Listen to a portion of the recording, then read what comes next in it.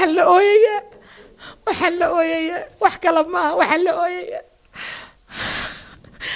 ودنك أنا كاني إن أنا كان بقى ونكسل الصومالي يقول أنت صومالي هدور بقاش هقول أنت هدور بحبة أردس هدي شو حق ويجاردو لكن خوف أد كنتي أونول أدجري ينور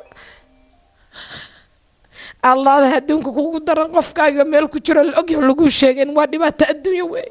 دار الله يودرين كجوك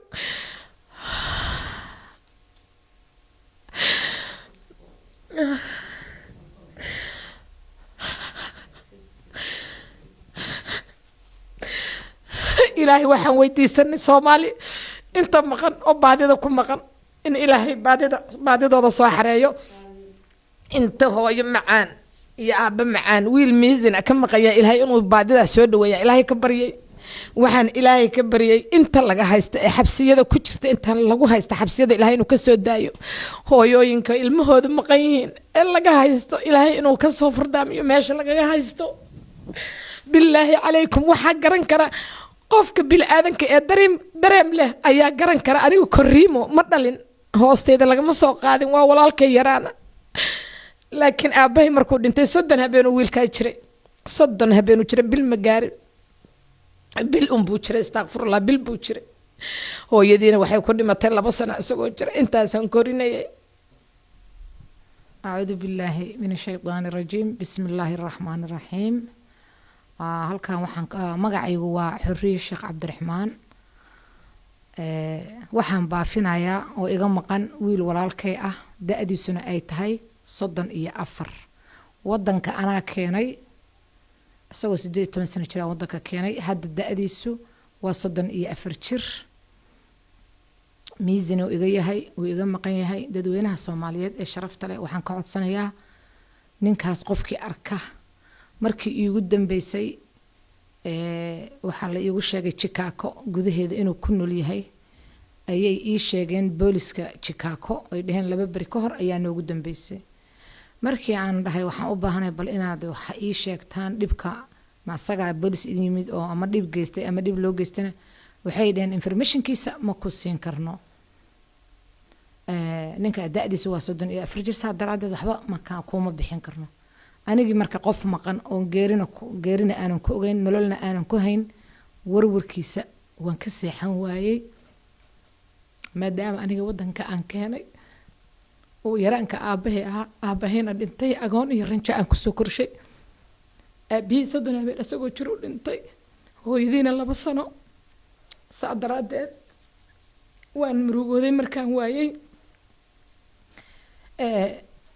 bishii Agost ayaa ninka la waayay Agoostadii hore tagtay 20gii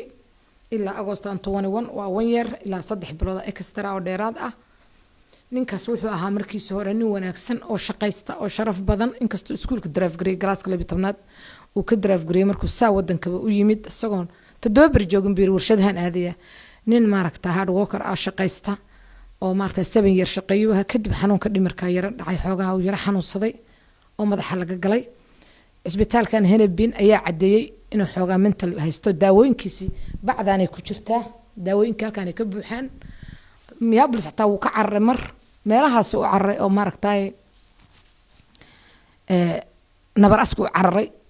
waan ka daba tagay waan soo qaftay waan soo celiyay wuxuu tagay oo jeclaystay inuu macnaha ka baxo arintan dhan ka baxo rabay wuxuu ka cararayay soo ii sheegay wuxuu tagay Istimulin oo umaleynay inay ka tirsan tahay Chicago siri ah inay tahay halkaas 8 bilood si sharaf ugu noolaa salaadiisa tukanay everything okay u ahayd adugu hadal dheer kadib ninkaas wuu xanuunsaday sonkor buu hadana yeeshay 900 gaaraysa oo waalidii u sii badisay dhakhtar bay martagay oo ka soo baxay oo dambeyn 8 bilood halkaas markuu ku noolaa iska dhaqaaqay marka maalintii u dambeysay waa la waayay wadaad baa marka oo la noolaa oo la joogay oo oday oo familigayga ah wuxuu dhacdar waa iska tagay Minneapolis walaashiyaan ku noqonaa saasa lagu ogaa odaygii markuu iska xanuunsaday asagana anigana hooyaday ay xanuunsatay wadnaha laga qalay duq waayeelo 9 jiraan guri ku hayaa wiilkii sa u raadiyo on laba isugu qaybiyaan garan waayay dad wadaadkii markuu isheegay wiilka bil maqan dhahay intaan wacay warwal ka waran seeya Cabdullaahi Mificaan shaqa bilaa bartam iskuul ma u dirtay wiirnimaba hayay bilbo soo maqay miyuusan ku imaan walaashi u tagayaa Minneapolis bay ugu yiri dan iima wiilkii maxaa wiil bil an qof maqan saad adeer u sheegays alxasil istaalam galaanaba kaleelega qabtay ugu dhahay hadal dheer kadib anigii marka waan baxay October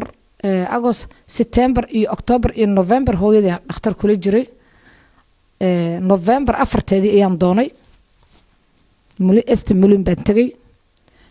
wadaadkii baan haye maxaa haysaa macluumaadka daawooyinkiisii wixii iyo waraaqihii xilliga u dambeeyay waxaan ku information maxaa haysaa ninka markuu ka tago u dambeysay wuxuu yiri boolis u yartay markuu baxay oo taxi ugu yeera ma loo baaha xilliga xumaa oo kufeenka bilowdona wuu ahaa adigu booliskii ma aqaan wax ku hadleen anu reemi baan ahaa Ingiriisna ma aqoon buu yiri wiilkii baabuur u raacay booliskana way wada hadleen okay maalinta markuu waxaan sameeyay booliskii aan wacay police hal ii wacay boolisku wuxuu ii sheegay wiilkaas inay mar dhakhtar geeyeen asagoo xanuunsan oo iska socda suuqa dhakhtarkina uu ka soo baxo adeer la yiri dhakhtarkan waan ka soo saarayna guriga ma keenna ha ku soo cesha waa isla bisha ku horeysa la yiri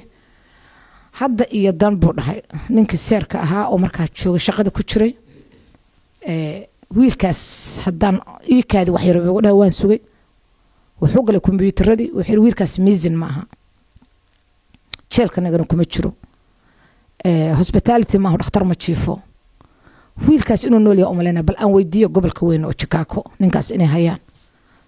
maadaama warbixintii adeer hadda ninkan odaga oo la noolaa oo ankalkiisa uu leeyahay habeenkii u dambeysay baxay asaga baxay xataa boolisku waa in odaga ma sheegi karo iyo maaragtay beejka iyo wax dacway dib ma jirin hadda waxba ma sheegi karo laakiin halkaas waxa ka cad oo xataa nin dariska oo Suudaani ah ii sheegay saaxiibkay ahaa oo isla shaqeyn jirnay nin fiican ahaa habeenkii markuu baxay xaadir ahaa bas intaas wadnisa markay ii sheegeen okay Chicago ii weydii please Chicago-dii weydii ugu dhan 10 days before aan ugu dambeysay ninkaas wuu noolyahay Chicago inside-ku ku jira bas waxaan ugu la taliyay booliska ugu la taliyay inaan doono maalintaas aan doonayo waa November 4 bay ahayd ma aqaan vote-ku u dambeeyo tara maalintii bay ahayd sidii baan gaari ku qaatay waan baxay halkii baan tagay adigu Chicago-dii buu ii tilmaamay Chicago 2 hour meesha u jirta mulin waaye waan tagay dan markaan tagay dadkii booliska aan la kulmay sidoo kale informationka inay waxba isiyaan weydiin waxay dhahan waliba 10 days bay ku dhaheen qoladii booliska Minneapolis estimulin bay soo dhaheen anigana waxay ku dhaheen 2 days agoon ugu dambeys okay ninkii wuu nool yahay marka wuu nool yahay maxay u raadinaysaa muu soo raadsada walaalkii wuu waalan yahay waxaanu daawuhu qaataa haddana qashinkii buu ku sii daray waxba ma oga بليس عاوية ما كو عاون كرنا لنا مع سلامة أدلتي وايه تين إيجر ما سوري سيدي بانكو صباحي حتى الصعد كأن صعد أيها كصباحي أكسدنا نقلي وقاري أيها بربري على كل حال سيدي بان يدي دو كحماتي دولدي أنا أطبع عاون ويدو قفكنا أنا كسمري كرنجيري ينرل قفك ودو كاد أنت واتسمرتا لكن قف نول oo aan lagu sheegin maba xataa haduu qofku nool yahay maba araastan dukurban laakiin noloshiisa ka dhacay 19 kofeenka dhacay kofeen 19 ka dhacay qof kasta iska dhintay ma gidaarkii ku dhintay ma dhakhtarkii ku dhintay xataa geeridiisa haday arkaan even inay sheegaan xataa inuu active yahay social security xataa kaliya hadii la sheegi lahaa wax dhan bay iyaan si alla si aan wiilka u helo xataa hadaan ogaan lahaa active meel uu ka yahay social security because waa la caawiyaa markuu meel tago ama group center lagu caawiyaa ama haday doonaan qola haysato oo representative oo ah oo maamulayso oo maaragtay haysato capture garaysanayso kuwa madowga qashinka waxay ku aruursanaaliyay guryaha ku xareystaan dadka hadhoona la fiisa doona soo tuuraan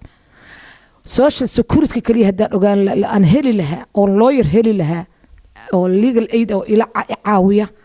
oo qofkaas meesha socialkiisu ka shaqeynay sagaalka lambar meel buu ka shaqeynayay inta wax dhan bay ii ahaan lahayd haddaba walaalaha Soomaaliyeed waxaan ka codsanayaa sharafta leh say dadka ugu gurmadaan oo u caawiyaan oo meel walba u taagan yihiin waan ogahay waana arkaa anigana wax ka caawiyo inta jiran marka la soo baafiyo halkaas aan lambarka ka arko waligii Soomaaliyu ka yahay ma oran please Soomaali waxaan ka codsanayaa inay garab istaagaan inay wiilka ila baafiyaan dadkii warshadaha nabar aska ka shaqayn jiray ayaa yaqaan cabdullaahi shoodhe ayuu ku magacaabna nin yara gaaban buu ahaa laakiin tilmaan markaan ka bixiyay midabkiisa midab cas buu ahaa nin social ah oo dadku la shaqaystay dadku la noolaaba saaxiib la ah oo dadku jecel yihiin buu ahaa nin shaqaysto macnaha wanaagsan buu ahaa marka hadalkii waan idinku dheereeyay cabdullaahi cabdi baa la dhahaa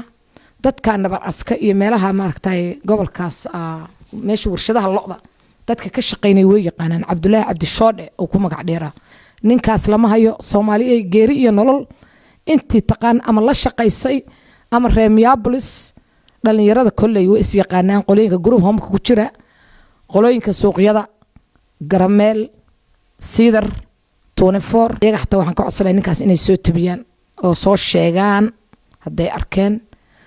caawiya please caawiya ninkaas meel ma aragtay hal igu soo sheego ilaahay idinkiisa halkaasaan kaga baxay walaalow cabdullaahi oo hadaa nooshahay iyo hadaa dhimatayba ifka hadaa saaranta xurriye sheekh cabdiraxmaan kula hadlaysa walaalow soo hadal walaalay waa noolahay dheh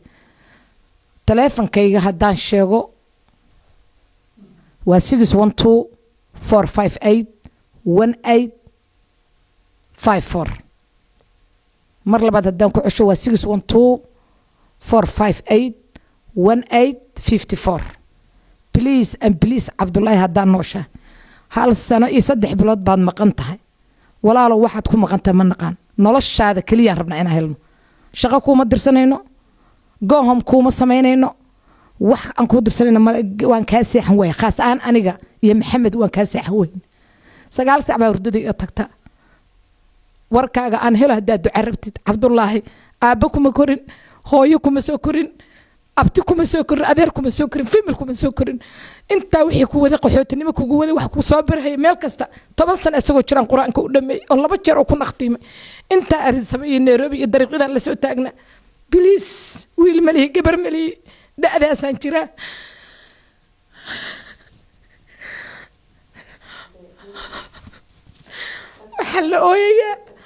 waxaan la ooyaya wax kala ma waxaan la ooyaya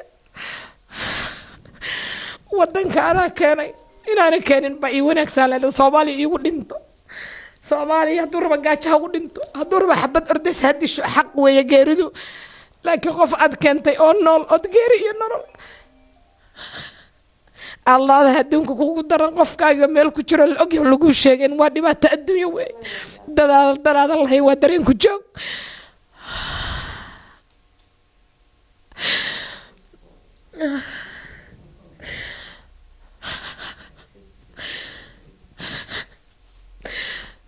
ilaahay waxaan weydiisanay Soomaali inta maqan oo baadida ku maqan in ilaahay baadidooda soo xareeyo inta hooyo macaan iyo aaba macaan wiil miisan ka maqaya ilaahay inuu baadida soo dhaweeyo ilaahay ka baryay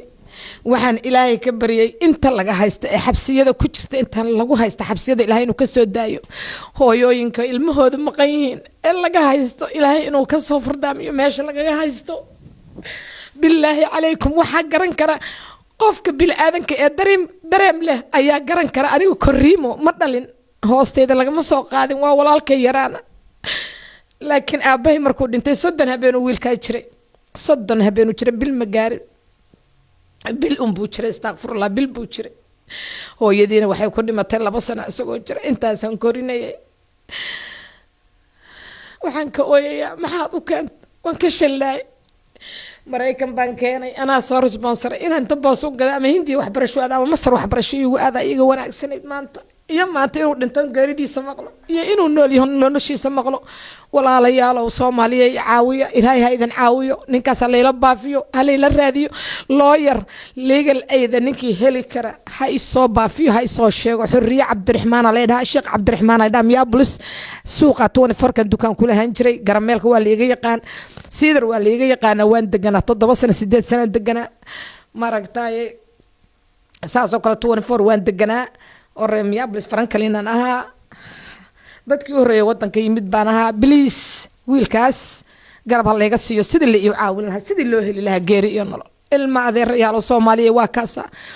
waa idin fariin meel kasta taleefankayga halkaas ku jira hal la isoo waco waa mahadsantiin deeq إلهي هكو درجة أول بعد ديق درجة لغيري درجة زيادة الله كسي بإذن الله كريم إلهي ما رأيت إذا عدى هذا سكوا عاويو إلهي قربي قاشان هكو نضول اللي هو كود عيننا سيدا ونكسن أو شرفت بدن الصومالي ما رأيت عاوسو وأن بذي هذا الكرال هذا السلام عليكم ورحمة الله وبركاته تعالى.